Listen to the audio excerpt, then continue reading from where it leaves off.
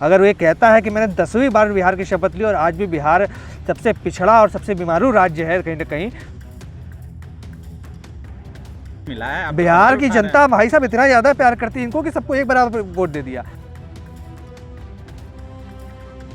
मोदी जी कौन सा प्रूफ देके जाते हैं, वो भी तो आरोप ही लगाते हैं और राजनीति इसी का खेल है। नीतीश कुमार ने शपथ ले ली 10वीं बार, उनके पूरे मंत्रिमंडल ने भी शपथ ले ली, तो क्या लगता है वोट चोरी का मुद्दा क्या धरा का धरा रह जाएगा? देखिए, आपने जैसा जिक्र किया है बिहार में नीतीश कुमार ने 10वीं बार मुख्यमंत्री पद की शपथ ले ली, ये बहुत बड़ा कीर्तिमान होगा उनके लिए, पर बिहार की जनता के लिए इससे शर्म की बात कोई नहीं हो सकती कि कोई मुख्यमंत्री अगर वो ये कहता है कि मैंने 10वीं बार बिहार की शपथ ली और आज भी बिहार सबसे पिछड़ा और सबसे बीमारू राज्य है कहीं ना कहीं, तो ये बहुत ही शर्मनाक बात है। ये कोई गर्व की बात नहीं होनी चाहिए नीतीश बाबू या एनडीए के लिए या उनके समर्थकों के लिए। वो जिस तरीके से बोल रहे हैं कि नीतीश बाबू 10वीं बार मुख्यमंत्री बने हैं, आपने कहा कि मंत्रिमंडल ने भी शपथ ली, क्या ये वही मंत्रिमंडल है जिसके वोटिंग की काउंटिंग जब होती है तो सारे वोट एक जैसे ही आते हैं, 1,22,000 1,24,000 कुछ ना कुछ?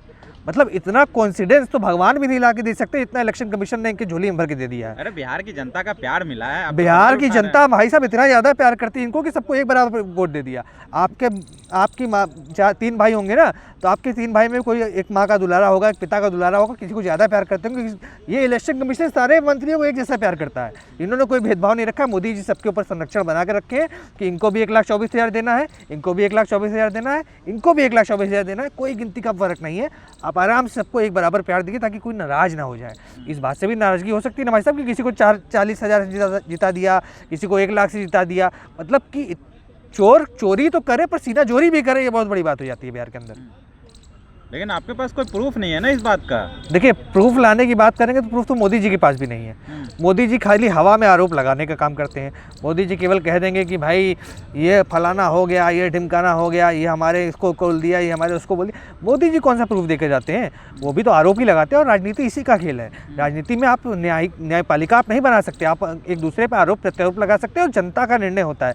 पर ये निर्णय जब आप जनता पर न छोड़कर इलेक्शन कमीशन की झोली में दे देते हैं कि तुम डिसाइड करो कि किसको कितने वोटों से जिताना है। जनता अगर वोटिंग कर रही है तो कहीं ना कहीं उनका दायित्व है कि वो चुने, अपनी पसंद की सरकार चुने, अपने पसंद का विधायक चुने और वो विधायक मिलकर एक नया मंत्रिमंडल का विस्तार करें और उस विधायक मंडल का नेता जो है वो मुख्यमंत्री बने। पर यहाँ तो सब पहले से तय है। चुनाव के पहले नीतीश कुमार मुख्यमंत्री तय थे, चुनाव के पहले सम्राट चौधरी उप मुख्यमंत्री तय थे, विजय सिन्हा तय थे, सभी चीज़ें तय थी और ये भी तय था कि चुनाव किसको जीतना है। तो कहीं ना कहीं मैच फिक्सिंग का काम जो ये एनडीए कर रही है इसका जांच होनी चाहिए, क्योंकि इस तरीके से अगर इतना सिमिलर रिजल्ट्स आ रहे हैं और इतनी प्रचंड जीत हो रही है कहीं ना कहीं इतने दलों के साथ आने के बावजूद, तो कहीं ना कहीं जांच होनी चाहिए और पूर्णता जांच होनी चाहिए। नहीं, अगर आपको इतना ही डाउट है तो आपके पास टाइम है, आप जाइए सुप्रीम कोर्ट, आप जा भी तो नहीं रहे ना।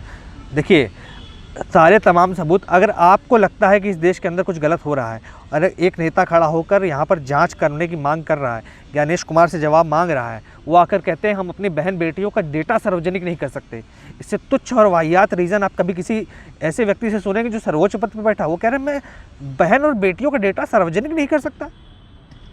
मतलब इससे घटिया रीज़न और इससे बेतुकी बात ना मैंने सुनी है और ना मैं सुनना चाहूँगा। जहाँ तक रही वोट चोरी की बात, जांच की बात, तमाम विषयों पर तमाम नेताओं ने अपने दलीलें रखी हैं, सबूतों के साथ पेश की हैं। कई वीडियोस आपने देखे होंगे मीडिया चैनल्स पर चलते हुए जहाँ पर लोग आकर कह रहे हैं कि मेरा 2 वोट आया था, मैंने केले के पत्ते से अपना निशान मिटाया और जाकर दोबारा वोट देकर आया हूँ दूसरे गांव में। तो कहीं ना कहीं अगर इस तरीके की चीज़ें सामने आ रही तो सुप्रीम कोर्ट को, न्यायपालिका को खुद स्वयं आगे आना चाहिए और इस विषय पर गहन जांच करनी चाहिए।